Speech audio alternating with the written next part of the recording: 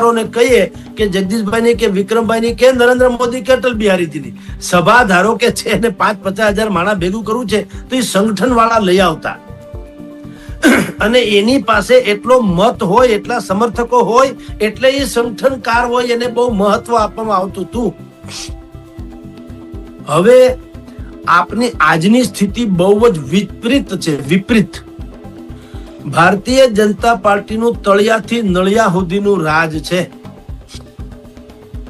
અને ગુજરાતને લાગે વળગે ત્યાં સુધી તો વિપક્ષ નામે કોઈ ચીજ છે જ નહીં એમ કે તો હાલે.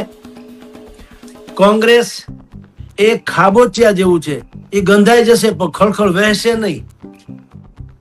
અને આમ આદમી પાર્ટી એ માવઠા જેવું છે, આવે તોય નુકસાન થયું. માવઠું વરસાદ નથી, વરસાદ આવી જુદી ઘટના છે.